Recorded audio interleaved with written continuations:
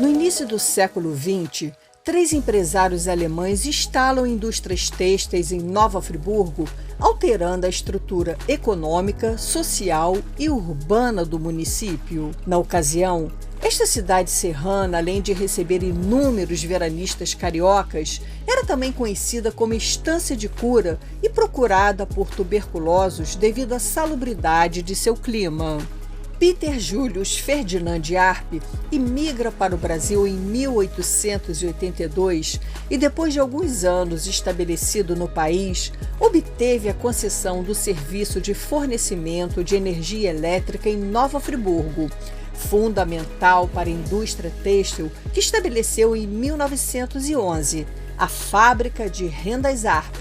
Julius Arp estimulou Maximilian Wilhelm Bogislav Falck a montar uma fábrica de artigos de passamanaria, assim como Carl Ernst Otto Siemens a instalar uma indústria de fabricação de filó. Estes produtos tinham muita demanda no mercado interno, como também na exportação. Estava formada a Trindade Teutônica e as fábricas Arp, Ipu e Filó se tornam verdadeiras colmeias de trabalho, como descreveu a imprensa local. Este complexo industrial se estabelece numa época em que o Brasil tinha um parque industrial ainda bem modesto.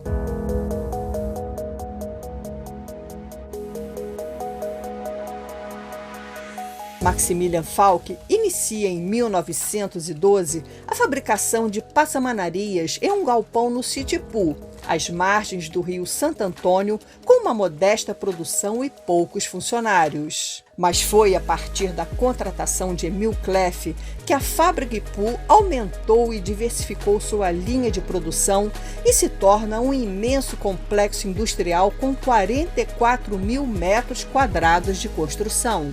Maximilian Falck falece em 1944, deixando 3 herdeiros, que seguiram durante décadas o conselho do pai, deixar a administração da empresa com Emil Cleff.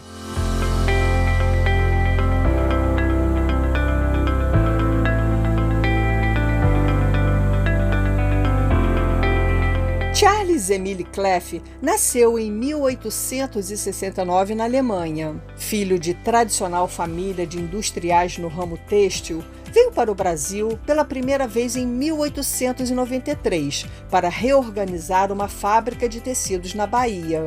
Na França, fundou sua própria indústria, fabricando galões com os mais variados desenhos e harmonia de cores. No entanto, sua indústria foi bombardeada na Primeira Guerra Mundial, com a perda total de seu patrimônio. Em 1921, viaja para o Brasil, estabelecendo contato com Maximilian Falck. A partir de sua gestão, a fábrica amplia sua linha, produzindo cianinha, guipir, bordado inglês, bico de renda, cordão, entre outros produtos.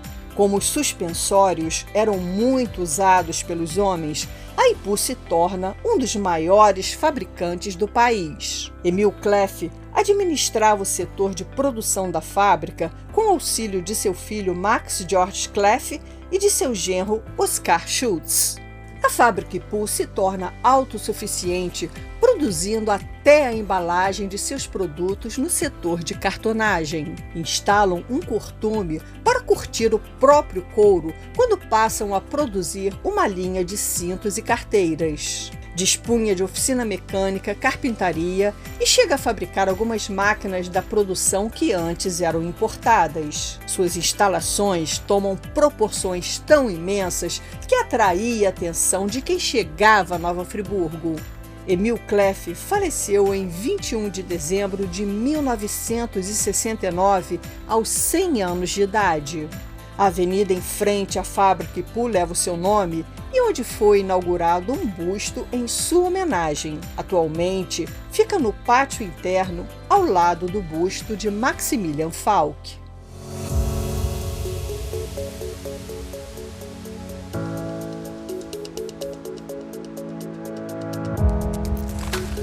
Entrevistei alguns funcionários da fábrica Ipu para conhecer o cotidiano desta indústria sob o ponto de vista dos trabalhadores. Meu nome é José Cardoso Osório Neto, admitido em 6 de março de 58. Comecei na oficina mecânica, na parte burocrática. Na época, como as indústrias não tinham autonomia que tem hoje, tudo era feito aqui. Construção de máquinas e, consequentemente, recuperação das máquinas que estavam em dificuldade. Tinha aqui na oficina mecânica, na época, 86 profissionais. Marisa Cheles Pereira, entrei em junho de 67, saí em abril de 81. Entrei para a seção de carteira, na parte de função de limpeza de carteira. Depois eu fui para a sala de corte e depois passei para a sala de expedição, de despacho de pedidos. Adilson Moura, eu entrei na fábrica Ipu em janeiro de 1968 e saí em maio de 77. Eu entrei como ajudante bolseiro na seção de carteiras e depois, quando houve a mudança da maioridade, né? Naquela época a maioridade era de 16 para 18 anos. Aí já na carteira profissional entrou como bolseiro. Ou seja, em 2 anos eu consegui crescer para bolseiro. E a gente trabalhou o tempo todo ali na seção de carteiras. Eu vou começar pelo seu José, que o seu José pegou durante muitos anos seu Emílio Cleff. Foi assim, um executivo muito importante para a fábrica Ipu. Como era o seu Emílio Cleff? Era uma pessoa de altivez íntegra, andava em pé, não gostava que as pessoas ajudassem ele apesar da idade. E era um técnico fantástico, ele conhecia tudo de tecelagem, com especial atenção na parte de galões. Aqui se fazia os galões quase que artesanal, coisa linda, maravilhosa. Esses galões eram cobiçados no Brasil inteiro. Aí abriu o leque, né? A fábrica, no caso, cresceu. Com o passar dos anos, começou a diversificar. Veio para chamada de manufaturada, a produção de cinta-ligas, a famosa mods, da Johnson, fabricadas aqui. Famosa o quê? Mods, absorvente. É que antigamente usava aquelas cinta-liga para segurar o absorvente. Ah, entendi. Foi feito aqui. Cinta-liga só para...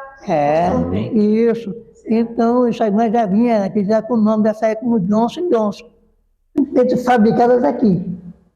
Mas era para a empresa Johnson & Johnson. É isso mesmo. E aí, usando essa amplitude assim, na parte de texto tem muita coisa.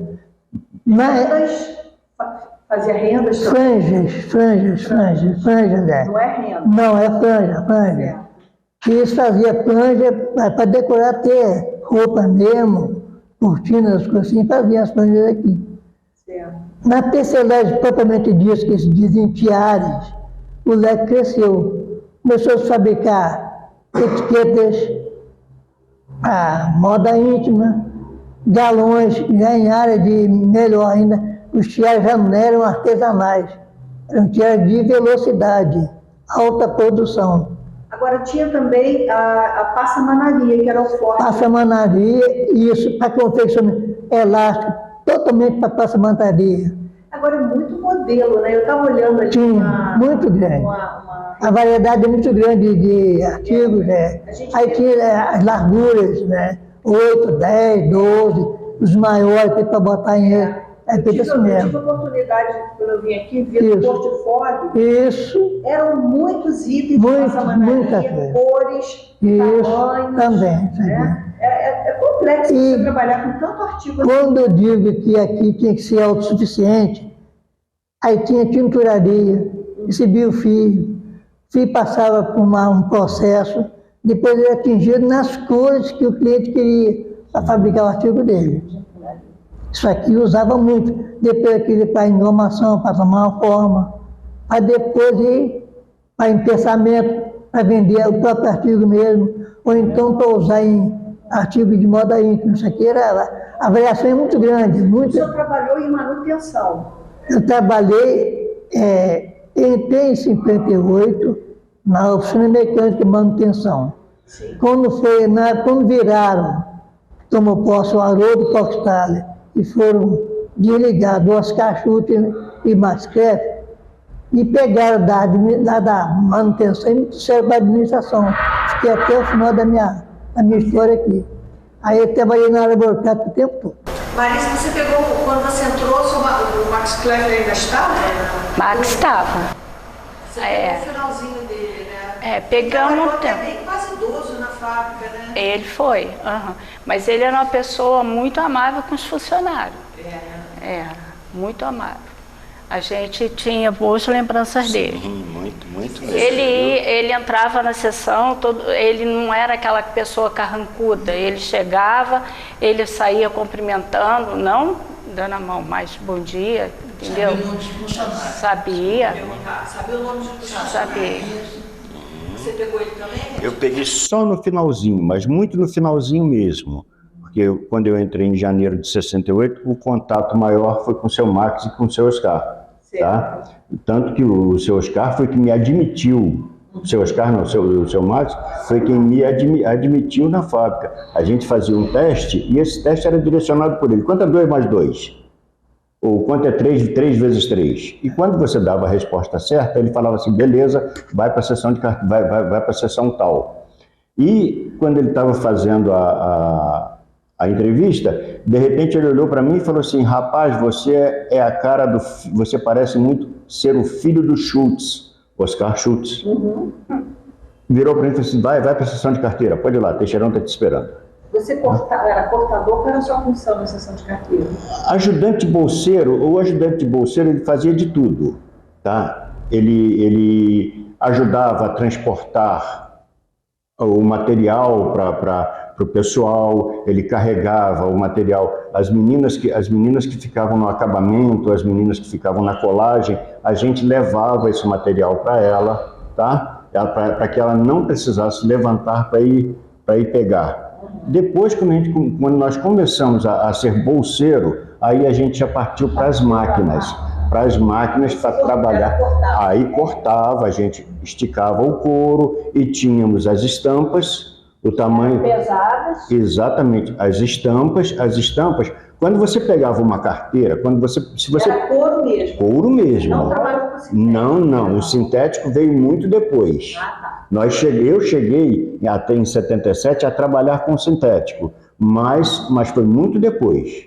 Por enquanto era só couro e tafetá, que era o pano. Um paninho que forrava a carteira. Sim, se você pegar uma carteira da época, tá? Você vai ver que ela era dividida em partes. Por exemplo, parte A, parte B, C, D, E e assim por diante. Era muita peça. Era muita pecinha que você cortava em pedacinhos pequenos de couro. E para cortar aquilo, você não cortava na mão, você tinha umas estampas de ferro ou de metal e que você colocava na máquina, a máquina prensava e a gente até cortava a mão. Isso aqui foi um acidente de trabalho daqui, e a gente cortava mesmo porque imprensava.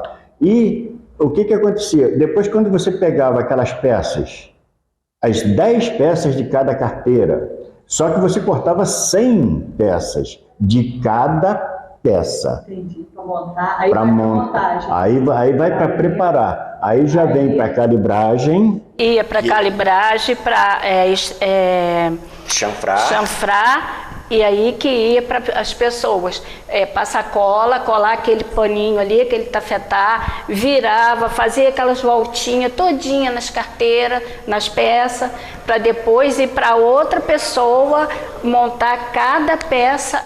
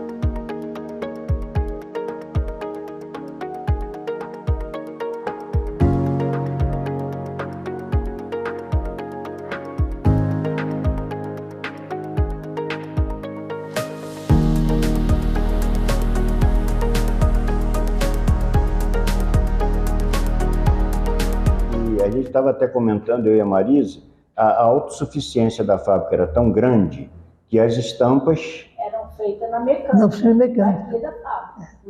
As estampas que nós usávamos para cortar o formato da Chamado carteira... de facas. Exato, a faca. Ela era feita aqui na mecânica. Como que era feita? Não sei se você lembra, tá? Como que era feita? O Luiz Teixeirão, ele era o modelista.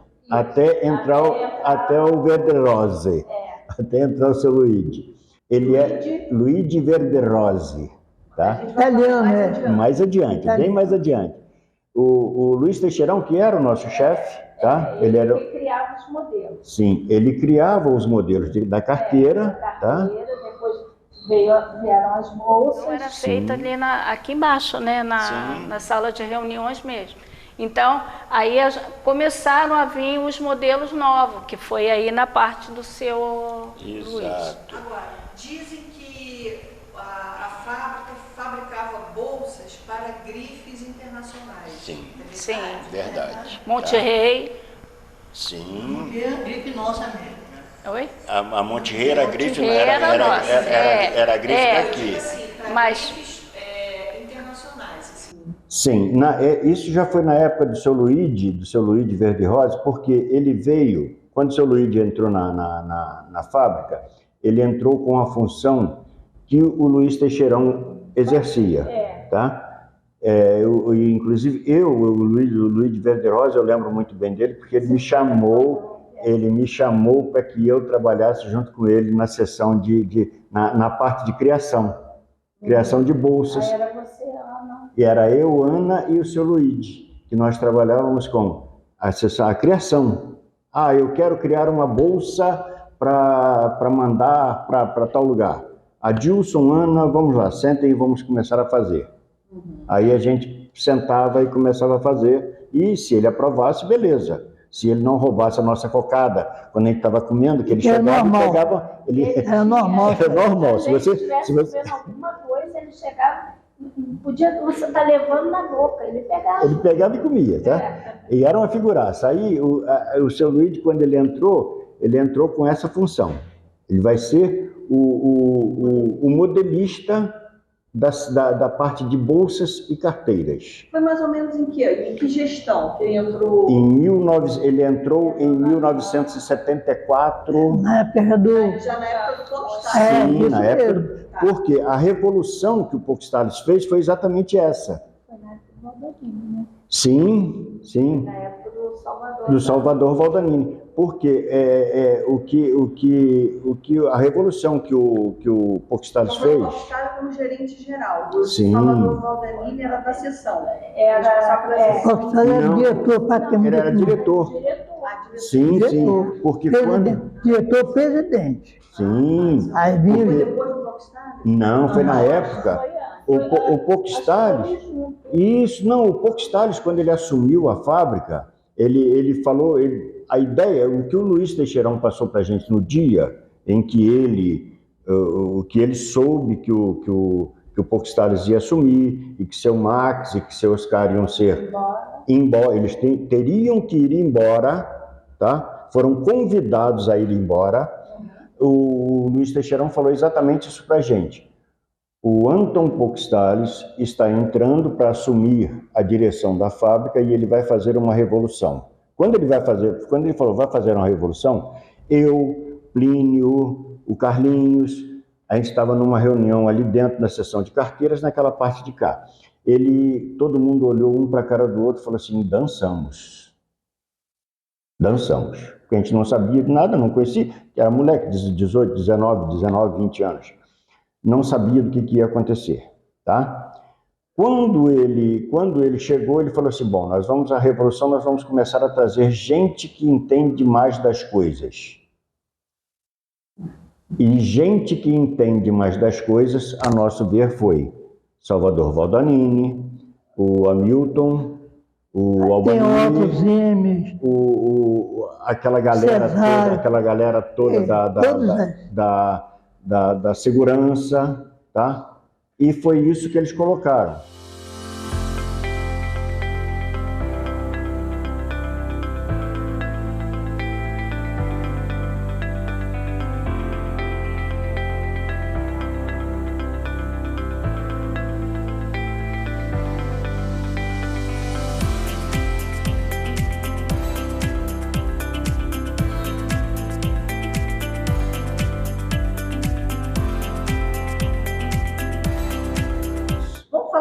então, dessas duas gestões.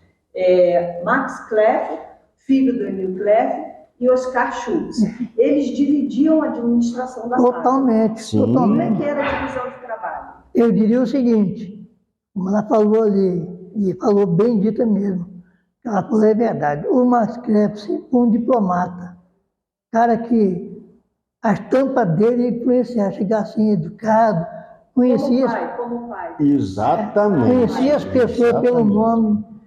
O Oscar Schultz era mais seco, cada um tem um temperamento.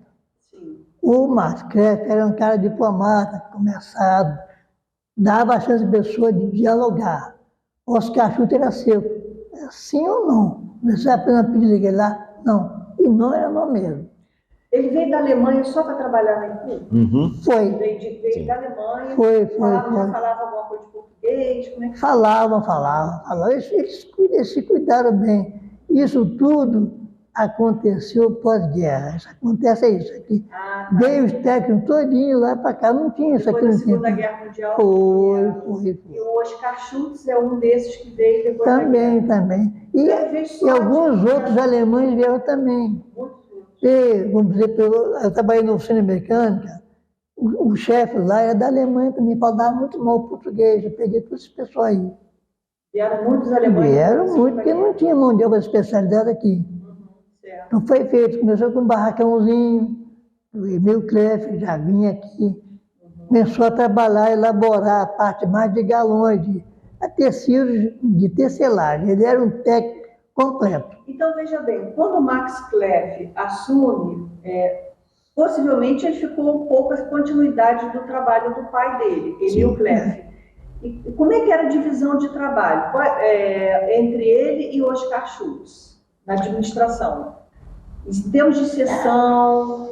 Sim. A gente lembra muito bem que eles dividiram a fábrica em dois setores. A parte têxtil ficava a cargo do seu Oscar Schultz. Até porque o filho também é técnico. Sim, exato. Então, a parte têxtil ficava a cargo do seu Oscar Schultz. A parte de couros, E manutenção em geral. Manutenção em geral, a cartonagem, porque a fábrica Ipu ela era tão autossuficiente que as caixinhas, as embalagens eram todas feitas aqui. Caixinhas para colocar as carteiras, caixinhas para se colocar os cintos, eram todas feitas aqui. Então, essa parte, se você pegar a fábrica Ipu aqui, você consegue dividir. Da tinturaria, onde era a tinturaria, para a sua esquerda, ficava a tecelagem, era problema do Schultz. Da tinturaria para cá, era problema do Max. Eu pensei que fosse ser o contrário. Eu pensei que ele fosse ficar na parte têxtil e o Oscar Não, foi o contrário. O seu Oscar Schultz, ele cuidava, o zelo que os caras tinham era muito grande, tá? Isso é verdade. Eles dois tinham um zelo, tanto para o pessoal, tá? Quanto para o material, era muito grande, tá? Então, essa divisão, caramba, você não via diferença. Você não via diferença no modo de agir, nem do pessoal da tecelagem e nem da gente do lado de cá. Você não tinha diferença. Como que o pessoal da tecelagem interage com o pessoal da carteira? É alguma coisa diferente, porque lá um chefe, aqui outro chefe. Não, era a mesma coisa. Ganhava mais na tecelagem ou na parte de carteira? Ganhava mais na tecelagem, porque o tecelão ele trabalhava por produção. Tá? E quando você trabalha por produção, a possibilidade de você ganhar mais é maior. Tá? A gente tinha amigos, nós tínhamos amigos, Zezinho, na tecelagem, que nós entrávamos às 20 para as 7 da manhã, tá? Às 20 para as 7 o cara já estava com o tiar ligado. É produção. Ele trabalhava por produção. É melhor assim, né? Empeçamento, por exemplo, as peças empeçadas, a minha produção também. Agora, como nós éramos horistas, nós trabalhávamos por hora, o que a gente fazia? Nós entrávamos 5 para as 7, começava a trabalhar às 7h05. Exatamente porque você... É porque o horista quer dizer um salário fixo. Exatamente. Você trabalha, o horista, você trabalha por hora, você trabalha por hora, tá? Você recebe um salário fixo no final do mês. Você tem que cumprir aquela carga horária. Exatamente. E o salário era fixo. 240 horas mensais. Se você tá? fizesse uma horinha a mais, você aí recebia como como hora extra. Tá? E a gente fazia serão. Muita coisa. A gente fazia serão à beça. Tá? Muita coisa. Trabalhar por produção é melhor. Sim. Trabalhar por produção é melhor. Você trabalha muito mais. Mas em compensação...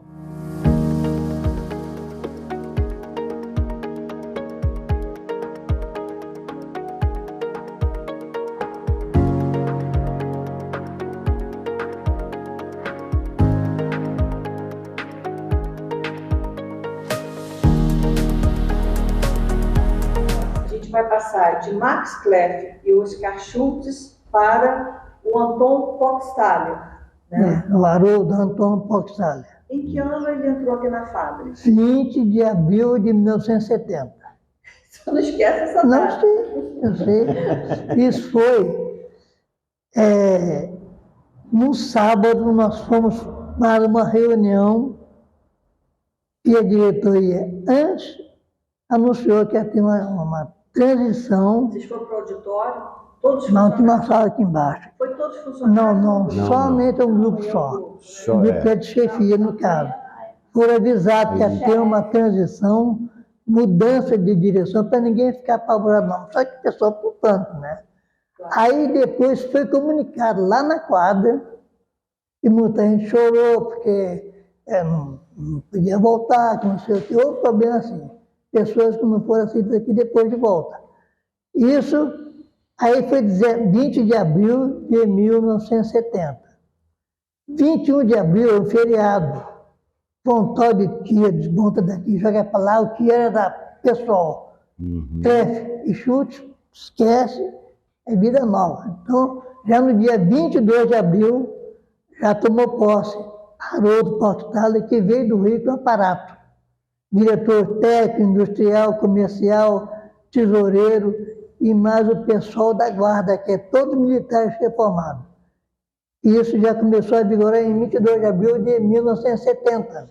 Trouxe militares com ele. Trouxe, aí ninguém mexia aqui não, era tudo. Sim. Fazia ordem unida aqui dentro da fábrica, eu sei que eu participava disso aí, eu vi.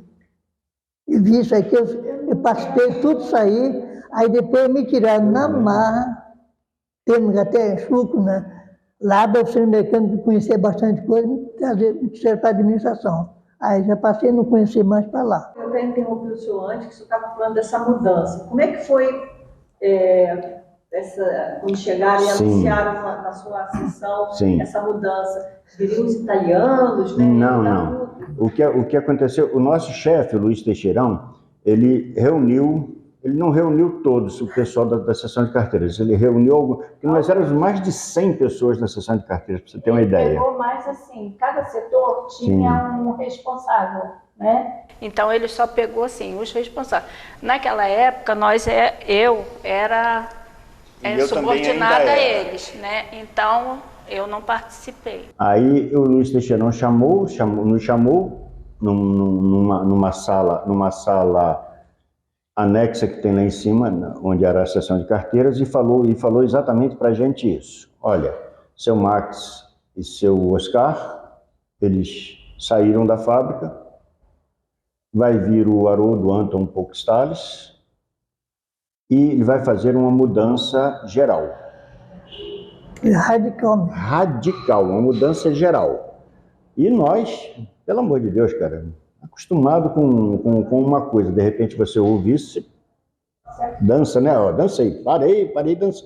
Aí eles falaram assim, não, mas não se preocupe, porque as coisas vão caminhar legal. Continuamos tocando a vidinha, tá? Fazendo o normal. Foi quando começaram a vir as mudanças. E as mudanças começaram a assumir nas pessoas de Salvador Valdanini, tá? o doutor Hamilton, o Albani do Carmo Leitão, que foi para a sessão do pessoal, e quando eles começaram a fazer isso, a nossa função dentro da sessão de carteiras também mudou radicalmente, porque nós éramos, na sessão de carteira nós tínhamos os oristas, tá? E os quinzenistas. Eu passei a quinzenista. Os quinzenistas eram chamados de contramestres. Aí que eu fui. Mestre, contramestre e orista, tá? E nós, logo de cara, doutor Salvador Baldanini vira para a gente e fala assim: eu gostei de vocês. Vocês vão ser contramestres, vocês vão ser quinzenistas. Quinzenista. Recebia por quinzena. Recebia por quinzena. 10 vezes ao mês. Entendi. Mas aí o salário aumentou também. Aumentava. E o salário, quando você passava de orista para quinzenista, o seu salário aumentava. Tá? Aí já. Aí fez demissões, muitas demissões no setor? Não, muito pelo contrário. Muito pelo contrário. Uma das primeiras coisas que ele fez, uma das primeiras coisas que ele fez, que nós trabalhávamos num horário fixo, era de 7 a 15 para as 5. Aí teve tá? até 2 horários. 3 horários. Sim, aí ele implantou os 3 horários. De 6 às 14, 14 às 22, de 22 às 6 da manhã. E trabalhava direto. Quer dizer, até então não tinha 3 turnos. Não. 2 turnos, existiam 2 turnos na tecelagem, apenas na parte texto. Exatamente. Na parte de carteiras e bolsas. Um turno só, das 7 da manhã às 5 da tarde, 15 para as 5. Então, a princípio, parecia que a empresa ia jogar muito em cima dessa questão de bolsas e carteiras. Sim. Parecia ser uma mudança positiva. Para você ter uma ideia, ô Janaína, quando nós entramos na sessão de carteiras, era apenas uma sessão, aquela última lá de cima, o terceiro andar. Isso. Quando eu saí, em 1977, tinham 3 sessões de carteiras. Era uma lá em cima, outra no terceiro andar e eu cheguei a trabalhar naquela de corte lá de baixo. Então para você ter uma ideia de uma sessão apenas com 100 pessoas, tinham 3 sessões. Aí você triplica o número de pessoas. Então, a ênfase que ele deu nesse ponto foi muito grande, tá? Tanto que ele, quando ele convidou o seu Luigi para vir, foi porque vamos dar uma impulsionada em sessões como a sessão de carteira. Foi nessa época que, como eu já perguntei antes, dizem que a fábrica chegou a produzir bolsas para grifes internacionais? Sim, exatamente. Você sabe qual é a grife? Não lembro. Isso é a única coisa que eu não lembro. Não, eu não lembro. A Gucci, L. Louis. Como? L. e Louis. Gucci. E Lacoste na área de tecelagem. Às vezes, Não, mas você está falando de... de couro. Eu não lembro. Não é bolsa. Não, Lacoste Você é... está falando das etiquetas. Não, eu não lembro. Eu sinceramente eu não lembro se fazíamos para esse tipo de produto. Eu lembro que fazíamos a diversificação de modelos aumentou e muito. Tá? Possivelmente havia, por exemplo, até já me disseram isso, né? Até que você me disse isso, né? Possivelmente não podia ser dito que a bolsa era fabricada aqui no Brasil. Não vai levar o nome da pessoa. Por exemplo, você produz uma grife, mas não podia falar que era feito no Provavelmente. Eu acho que essa etiqueta, a grife que comprava, ela colocava essa etiqueta lá. Não podia falar que mas não, Tinha que falar que foi fabricado, por exemplo, na Itália, que a Gucci é italiana, né? Eu acredito que funcionava Provavelmente, então, Marisa, está explicado por que nós não lembramos ou nós não conhecemos exatamente por isso. Porque quando a gente fabricava... Às vezes não tinha etiqueta. Exato, você fabricava uma bolsa. E provavelmente aconteceu exatamente isso. Aí você ouviu essa diversificação, né? Sim, por quê? Porque... A A Monte Rei que eu falei... É porque ela era gravada, Aqui. a peça ali. Sim, É. sim. Mas vocês, além da Monte Rei, vocês fabricavam peças que não levavam a marca Monte Rei. Não, fazíamos. Mas não levava E não levava marca nenhuma. Não levava marca nenhuma, tá? E aí, provavelmente, o pulo do gato deles, a inteligência deles, pode ter acontecido isso. Você leva um produto sem etiqueta, quando chega lá você coloca a sua marca e o produto é seu. Entendi. Entendeu? Agora, foi dito pelo Max Kleff que a fábrica não iria durar 10 anos. Oscar Schultz que falou. Oscar Schultz. Foi Oscar? Oscar Schultz. Foi dito pelo Oscar Schultz Foi. que a fábrica não duraria 10 anos na gestão Durou um pouco mais. de Anton Forstaller. Quer dizer, então, a princípio, houve aquele choque de mudança de administração, porque todo mundo gostava. Claro. O Max Kleff gostava do Oscar Schultz, já tinha uma memória afetiva com o Nilf Kleff, então acharam uma mudança, todo mundo ficou com medo. Mas aí, quando vocês viram a seção de vocês crescer, e muito, vocês acharam, bom, então a fábrica agora melhorou. Sim. E a parte têxtil, ela ficou aquém, assim, eles também fizeram mudanças Não. na parte têxtil? A parte têxtil já começou a investir em bordado que nós não tínhamos aqui. Tanto que Hermann Roth, que veio da RAP, veio para cá para implantar tecido bordado. Era um lenço bordado, não sei bordado, tecido para noiva e outras coisas mais. Tule.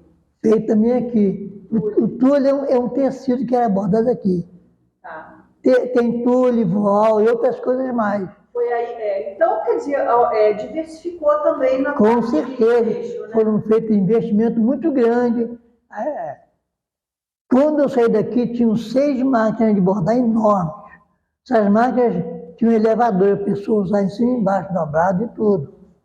Isso já foi na época do Harold Hampton Forstaller. Sim, então ele contratou o Roland Roth. Para dirigir, ele era um técnico de bordado. Ele era um técnico de ponta. Isso, é verdade, isso mesmo. Exato. Então, É ele verdade. trouxe uma pessoa É importante. verdade, é E verdade. aí o setor têxtil também foi diversificando? como Foi, você falou? foi.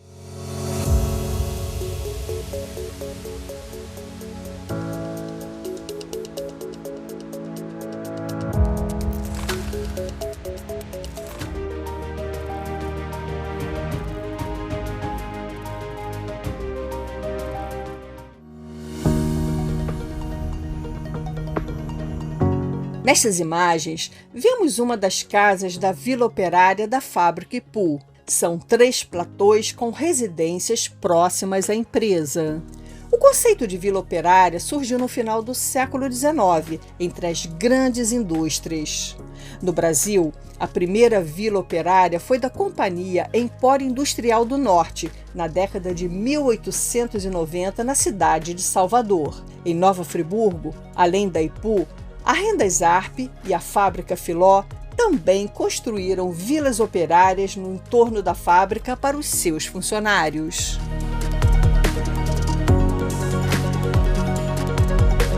O setor têxtil diminuiu a mão de obra por conta de um maquinário mais sofisticado. Mas a parte de bolsas e carteiras... Essa triplicou, essa aumentou porque, Muita coisa. por incrível que pareça, os modelos de carteiras e de bolsas Dependia tudo de... da visão de quem criou. Sim, Exatamente, tá? Então, você não podia colocar uma máquina, tá? No caso de um tiar computadorizado, você não podia colocar uma máquina para tentar criar uma bolsa, como a gente fazia, tá? Você vai criar uma carteira, o Schutz, você vai criar uma carteira e leva para o seu Luiz, pro Luiz de Verde Rosa aprovar. Aí criava aquela carteira e chegava e mostrava para ele. Ele falava assim, vamos modificar tal coisa assim. Tá? E daí por diante. Então, triplicou porque começou a aparecer muito mais serviço, muito mais pedidos. Aí tinha mais variedades, né? De modelos, de bolsa, carteira, e nesse ponto aí foi onde que subiu a produção. Ratificando o que eles disseram aqui, sem interromper, por isso que foi criado setor de manufaturado mesmo, e o texto era mais Sim, máquina, aqui era manual mesmo. exatamente. Tinha que ter pessoas para trabalhar. Exatamente. E tinha muita pessoa, tinha que ter mesmo, não tinha jeito. Não dá para uma carteira para ser montada, é um trabalho. Era muito trabalho. São várias fases, né? Sim. Porque eu passei mais tarde a fazer curso disso aí, então eu conheci isso aí bem. O senhor também depois passou para esse setor? Não, já estava na administração, mas em outra área de... Então, vamos lá.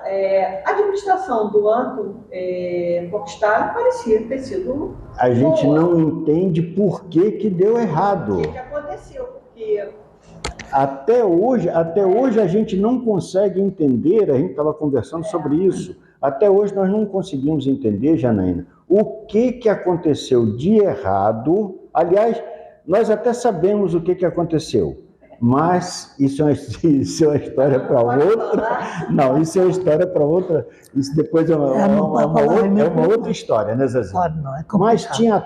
Mas tinha tudo para dar certo. Tudo mesmo para dar certo até hoje.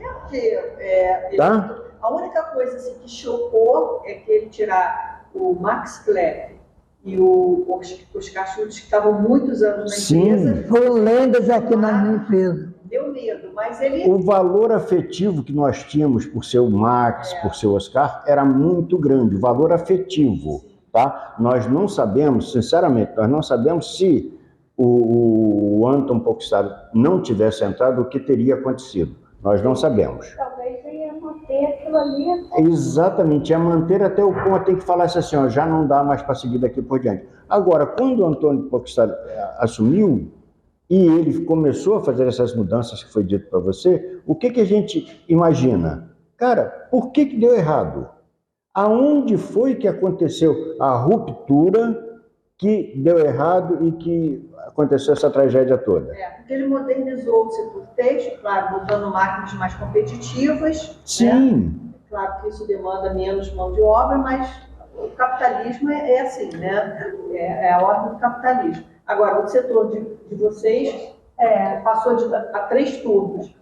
E quanto tempo foi a gestão do Popstar? Aí eu já não lembro, lembro. Provavelmente o Zezinho e a Marisa... Eu saí em 81, aí... Já aposentada?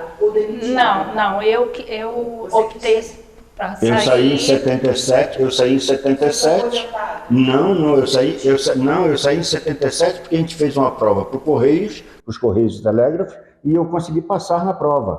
Aí... Uma coisa pessoal. Sim, aí a gente já partiu direto, tanto que a gente conseguiu fazer, quando nós saímos, eu saí no dia 17 de maio, aliás, saí no dia 15 de maio, alguma coisa assim, e entrei no Correio no dia 17, 2 dias depois. O senhor José sabe dizer, senhor José, quanto tempo? Provavelmente. Olha, veja bem o seguinte, eu vou citar uma espécie de uma parábola. Você tem uma caixa d'água, tem um furinho aqui, outro ali. Se eu tapar aquele furinho, vai chegar um ponto e a caixa vai estar vazia. Isso é para identificar o que aconteceu, o que disseram, o que aconteceu aqui. A gente não tem noção da gravidade de ter aqui. Bem o pessoal, o Haroldo Popstar trouxe, várias pessoas caríssimas, pagavam dinheiro para essas pessoas. Como você faz, você paga um salário vultuoso para uma porção de técnicos, diretores, e que contrasta com a maioria do pessoal. Isso aqui é a história da caixa d'água. Foi definhando a produção, não foi aquela que esperava mais, se investiu muito em funcionários. Meio dia se teve 3 turnos na área que eles trabalharam. Chegou a 457 pessoas, isso não sei de cabeça, porque eu cuidava disso. 457 só no setor de bolsas e carteiras. Era muita gente. Mas a manufaturada tinha que ter mesmo, para dar vazão ao volume de pedido. Só que, na hora de venda, de compra, aí vem aquele detalhe que Você não pode provar nada. Coisas foram feitas erradas.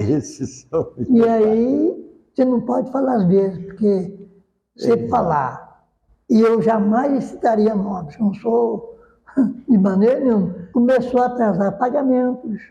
Ainda no Popstar. Pagar valezinho. Ele era durão, como é que ele era? Diferente dos... Popstar, é que eu falei a história do gesso no pescoço, lembra que eu comentei aqui? Gesso não olhar para baixo. O Popstar, se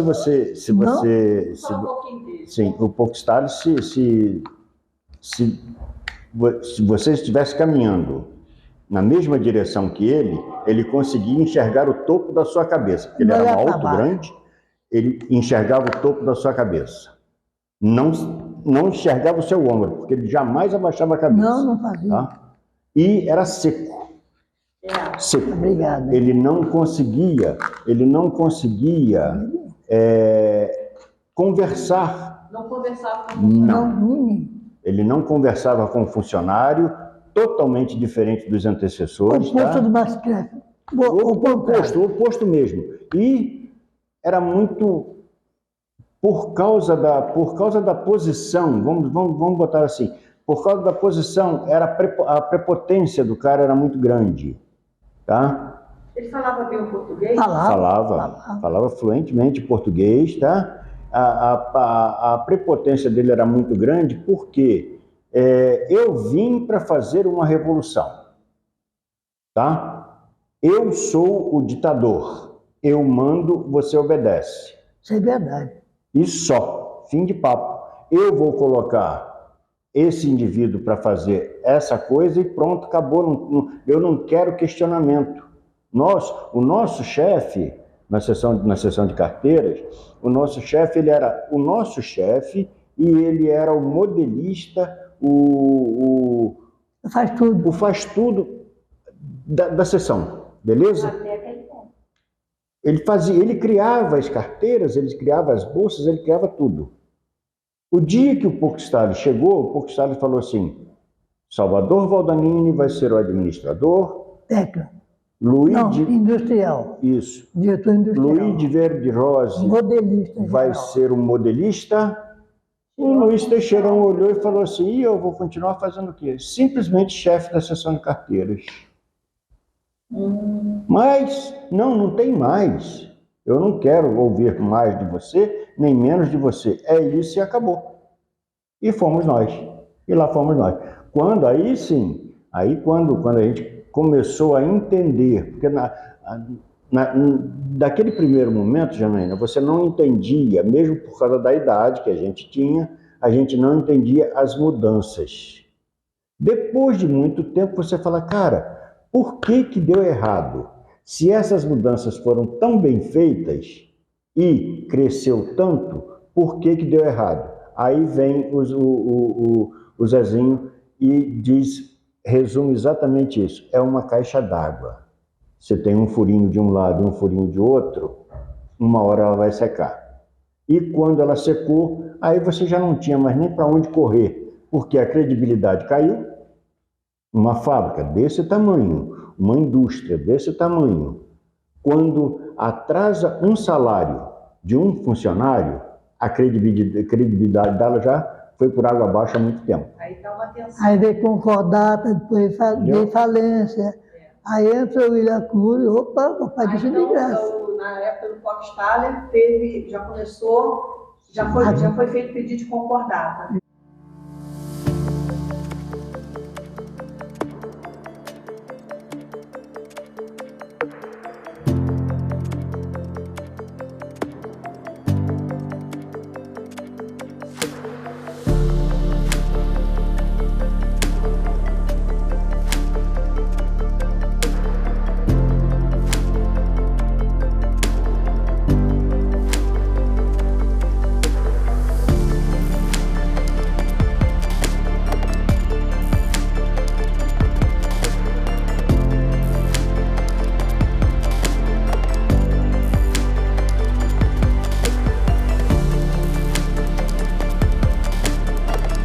Dali foi para o William Cury, que comprou.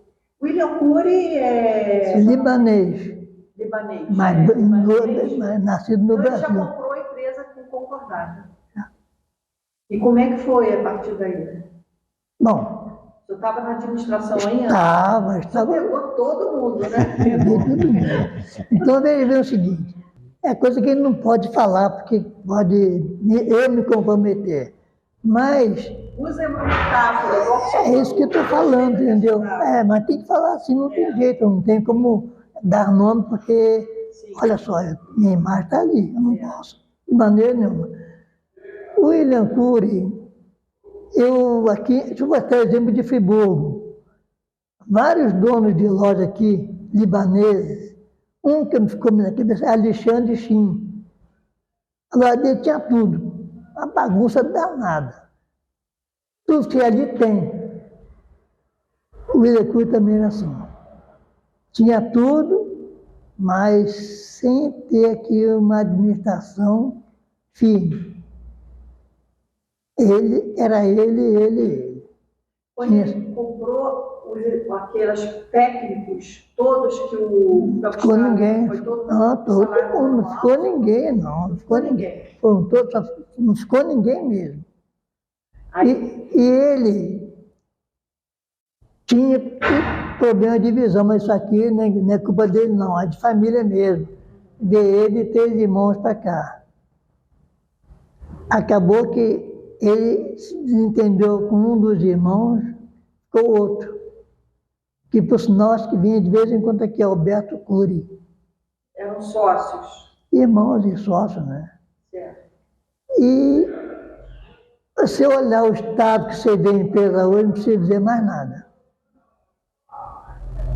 Oposto da Renda Zarp, em que a fábrica estava toda bonitinha, limpinha, pintadinha. O cara fez uma reunião bem antecipada com todos os funcionários, para fechar a empresa dia tal. Pagou tudo direitinho. Aqui não aconteceu isso. Certo. Agora, o senhor trabalhava na administração, quando o William Cury assumiu, quantos funcionários tinham não sei se você se recorda? Não, era muito menos, bem menos mesmo. Aproximado, assim. Chegou a 1.200 por aí. Quando ele assumiu. E aí já foi caindo isso aí. Foi Foi caindo. Ele já pegou a empresa com concordado. Já, concordado. E aí, a coisa, ele não conseguiu... Não conseguiu. Ele tentou fazer coisa, mas não deu certo. Então, não deu certo. O que ele tentou? Remodelar setores, não deu certo, não adianta. Ele era do meio? Assim, a família Cury era do meio? Peixe? Não, eles fabricavam lycra. Eles tiveram Não lembro. a maneira de eles ficarem ricos de repente, eles descobriram a forma de fabricar lycra. Então, um dos grandes clientes deles em Hamburgo era a Filó. E outras empresas vendiam lycra para o Brasil inteiro. Ficaram ricos de repente. Então era uma família que fabricava a fábrica deles era onde? No Rio de Janeiro. A Poesia, a Sayonara. Sim. Aí eu Era lembro. deles ali. Era um complexo deles ali. Eles fabricavam isso aqui e vendiam muito. Pegaram isso aqui também. Só que aqui acho que não teve o efeito que eles pensavam que ia ter. Sim. Então começaram a fabricar lycra aqui também? Aqui não. Não. Sim. Eu lembro dessa transição para a Sayonara, porque eu trabalhando no Correio, a gente tinha sempre alguns contatos com o pessoal daqui, a gente sempre teve um contato com o pessoal daqui. E o pessoal sempre falava, a gente pedia notícias, tá? E eles conversavam com a gente, e eles falaram que a transição para a Sayonara. Quando falaram a transição para a Sayonara, Demilos também, né? Quando falaram dessa transição, a gente lá já falou assim, isso não vai prestar, cara. Isso não vai dar certo. Não tem como dar certo. Friburgo, a fábrica Ipu, fazer uma sociedade com Sayonara e Demilos não vai dar certo. Não tem como dar certo. E realmente não deu. Era a empresa dele. Exato, era a empresa dele. Mas para a gente, para a gente, para algumas pessoas que trabalhavam aqui, eles entendiam como sociedade. E aí, e uma das primeiras coisas que eles falaram foi, que o pessoal daqui da época falou, foi exatamente o seguinte: eles vão tirar dinheiro da fábrica Ipu para colocar na Demilus, que está falindo. Tá? Estava com problema? Sim, a Demilus do Rio de Janeiro já estava indo, já estava capengando, tá? Aí você começa a juntar as coisas, você começa a unir as coisas. Uma má administração anterior do Poxtalis, má administração no final do Poxtalis, uma junção das empresas, Ipu, Sayonara, Demilus. Você começa a juntar essas coisas todas, você fala, rapaz, o erro está todo aí. Se tivesse conseguido o Antônio Poxtalis fazer a revolução que ele fez, manter a revolução como ele fez desde o início, tá? Desde o início. E tentar segurar a sangria já no finalzinho. Tentar segurar a sangria já no finalzinho, tá? A fábrica Ipu não teria passado por isso tudo.